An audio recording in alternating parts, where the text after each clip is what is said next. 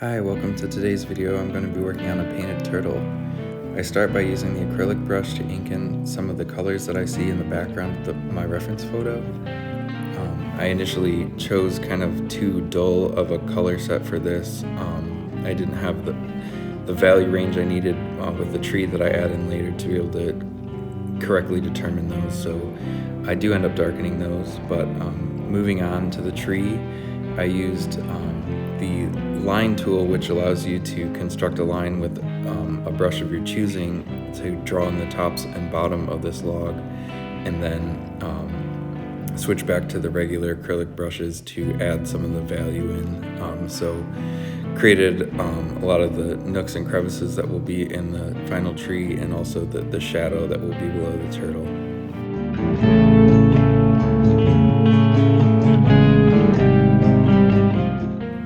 Again, using the acrylic brush set to one of its smaller sizes here with some black paint to create the initial sketch of the turtle's outline. Just going for basic shapes here, not too much detail, and then I'll apply the basic shades of color that I see on the turtle below that in a separate layer, and finally hide the sketch so that I can continue blending in some of these colors that I see.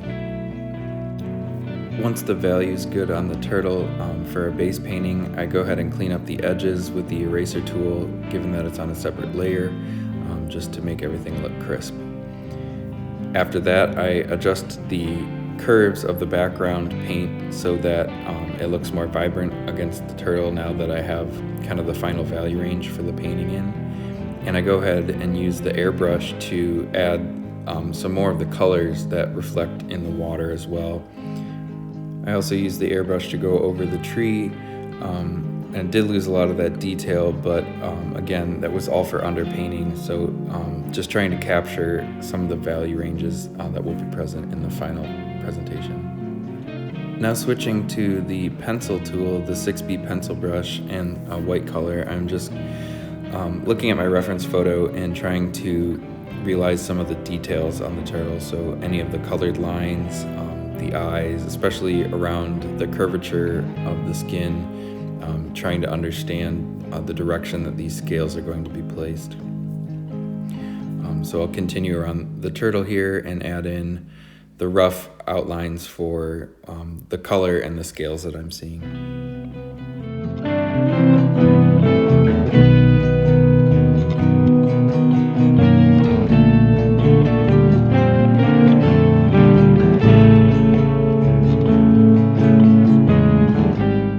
I also decided to shade in any blobs that will be colored with a vibrant color down the road with a white pencil, so that I remember which items need to be colored instead of having to constantly reference that photo again down the road.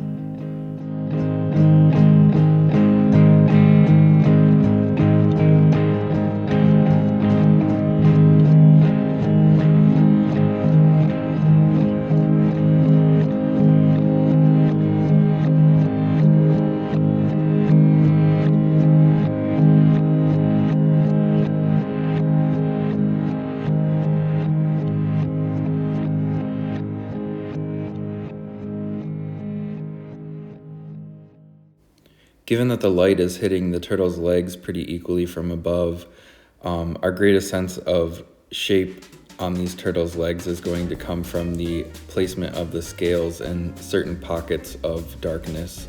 So it's really important to get the kind of angles correct while plotting those scales in, as it really does give a sense of depth to the turtle without having to play with the light too much.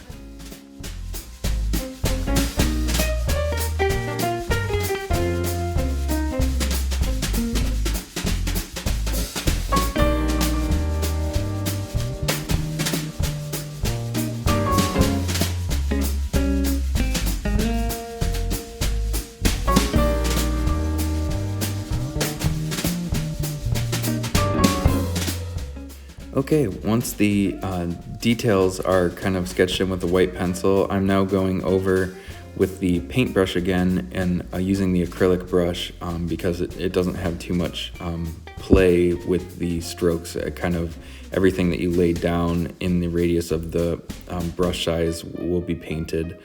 Kind of adding in just vibrant pockets of color here, which I will shade in and kind of blend in with the turtle skin later.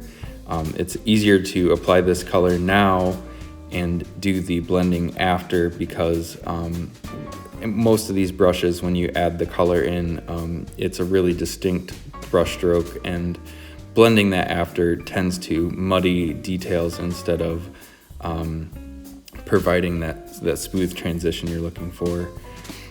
So once those colors are in, I'm going over with the airbrush and adding in some of the darkest values that I see in the turtle. So that's most visible in the neck area, especially where it meets the shell, and then the front and back leg undersides.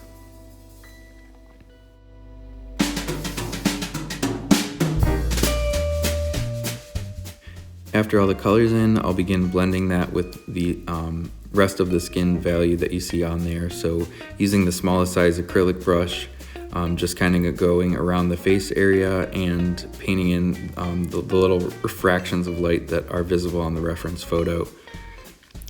Adding in some noise and detail around the edges of these lines too, to make them appear like they're a part of the turtle and not just sitting on top of the face. The use of cool colors in the shadow is really important.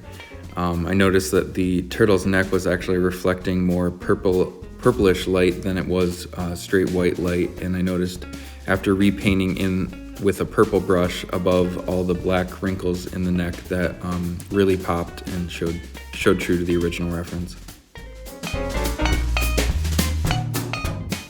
Getting close to finishing the head of the turtle here, so going over with a colored pencil now actually to add some noisy shading on top of all of this work to give it a sense that it's a cohesive object, and again, not just painted on top of the turtle's face.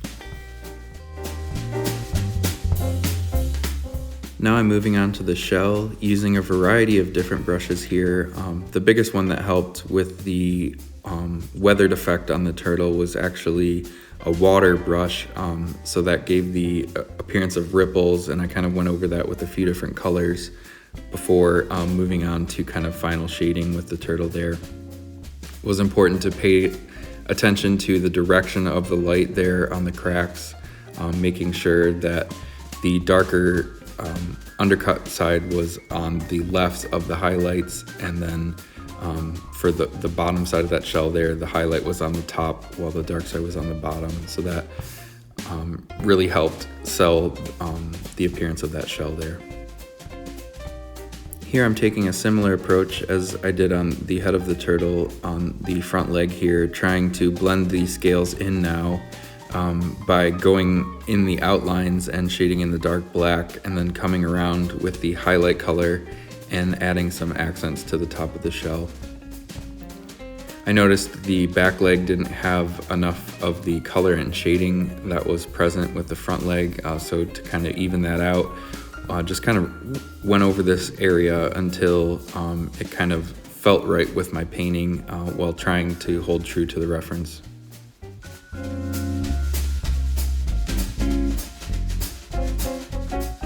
Now I've moved on to the back legs, and again, just kind of filling in the dark value around the scales, and that helps blend the scales in, and then I can come around after with a highlight color to give the illusion that some of those are popping off of the turtle.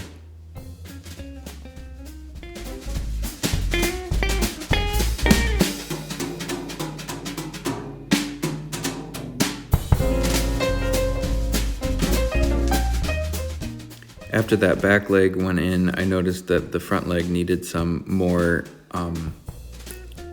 contrast in those scales. So I went through with a darker black color and a slightly stronger white color to apply more highlights to those, and then switch back to the back legs again.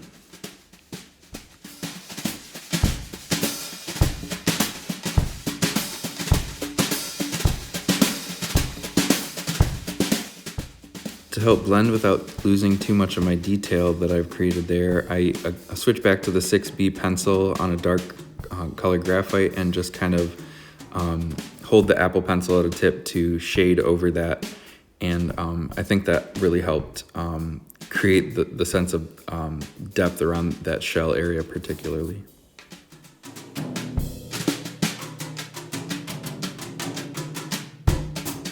Once I'm happy with the details on the bottom shell, I move into shading in the rest of the area, kind of the darkest area in the photo, right between the two layers of the shell there, again using the 6B pencil so I don't destroy too much detail with a blending tool, but still am able to add some more value in. Okay, so once I'm happy with the turtle, I move on to rendering out the fallen tree in the water. That starts out with kind of blending the original underpainting so I can get a sense of texture, and then coming through with the 6B pencil on a very small tip size so that I can apply some of the cracks and crannies that you see on there, starting with the darks and then moving on to the lights, because the highlights kind of wrap around those rotted sunken areas. After that, it was just a matter of applying the final details to the water and some more elements like this grass to the top. Thanks for watching.